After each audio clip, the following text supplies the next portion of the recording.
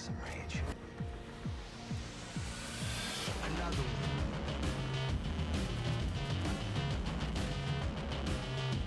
Another one.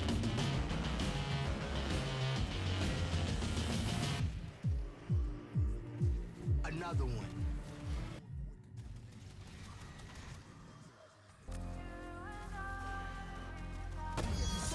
Time to make the chimney.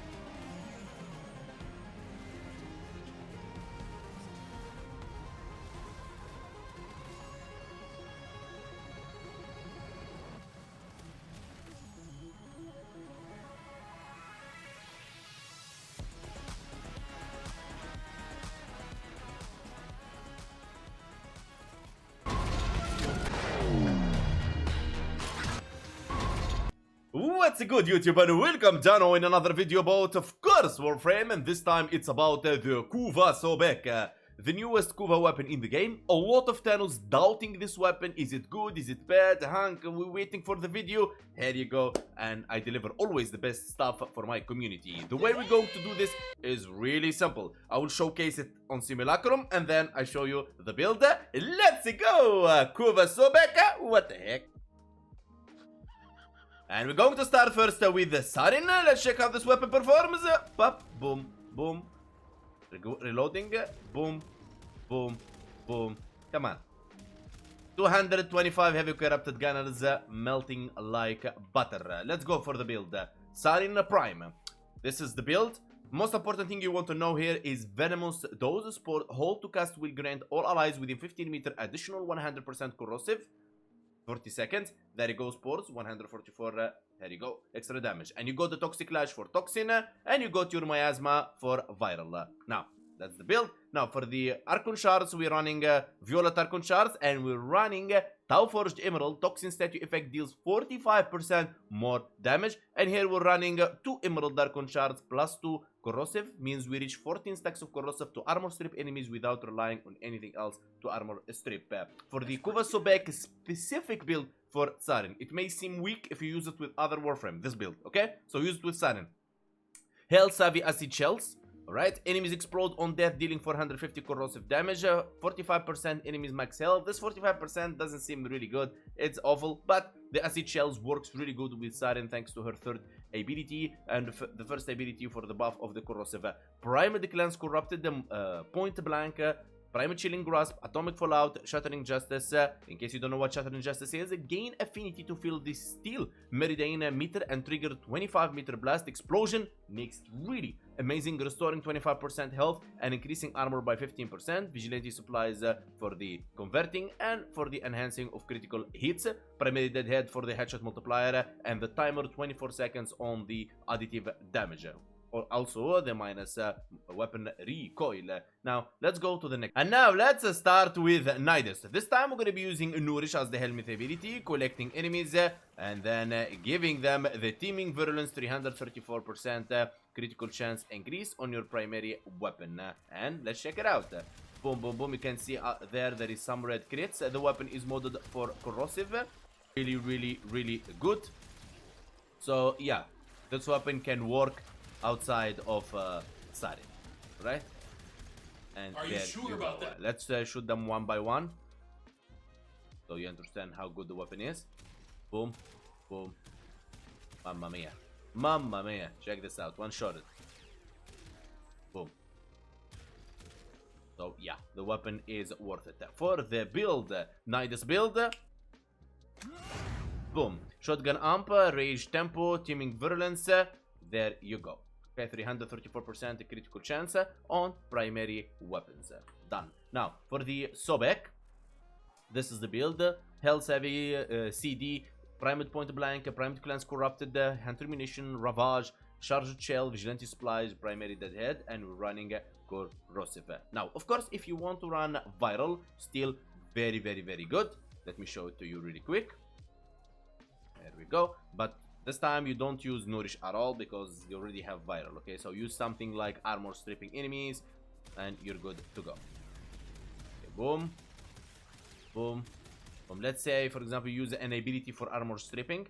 So let me put Unairo in here. Here we go. Unairo, my baby. Go. Armor Stripping enemies. And pop. Pop. Pop. Pop. One-shotting, baby. There is no coming back from that. There you go. Easy as that.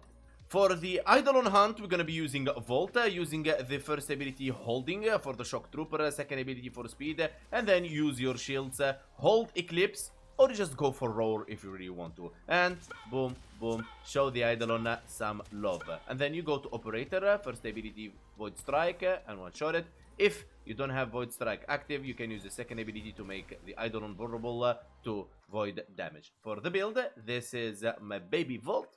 Okay, Shotgun Amp, and so on. Here you got Vigor Swap and Shock Trooper, Rage, and Nullifier. Eclipse, you can switch it to Roar once more, because Eclipse is really nerfed, up to you. For me, it doesn't matter really, it still takes down the Eidolon, no problem, as it's not really endgame stuff. And this is the Kuva SOBEK Eidolon Hunt build, Health Chamber instead of Galvanized Hell, Vigilante Fervor for fire rate and enhancing your critical hits from primary weapons, Primed Ravage for critical damage, Primed Point Blank for damage, and Blaze, critical declaration for critical chance and minus fire rate, Primed Charger Shell, Vigilante Armaments, and we're running 14 multi-shots, Vigilante Supplies, and Primary Dead Head.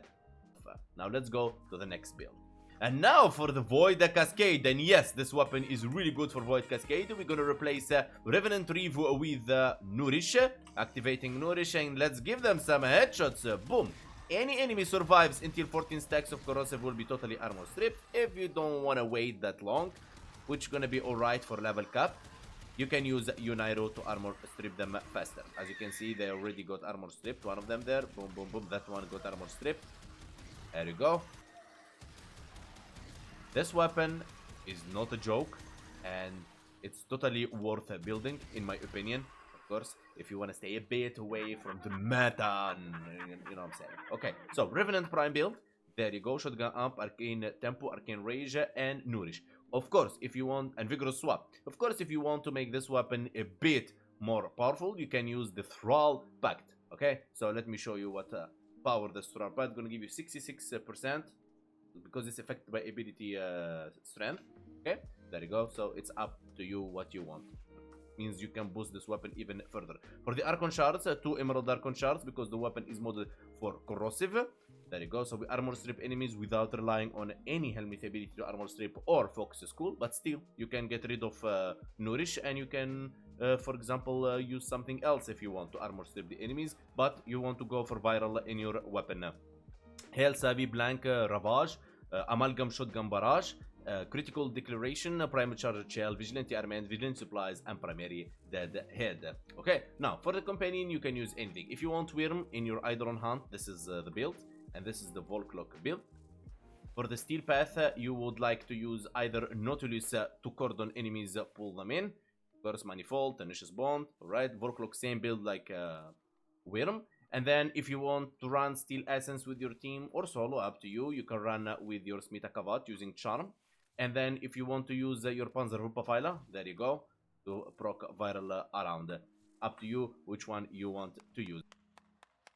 And by this we come to an end to our video. I really hope you enjoyed the video. I want to say thank you so much for all your amazing support. Let me know in the comments below which build is your favorite, and if you want to see this weapon in different content, let me know as well, and what you want to see as the next weapon build, and so on. Join our Discord, the link in the description. Don't forget to like, sub, turn the bell on so you get a notification about every video I release if you love the content. Thank you so much everyone, and see you next time.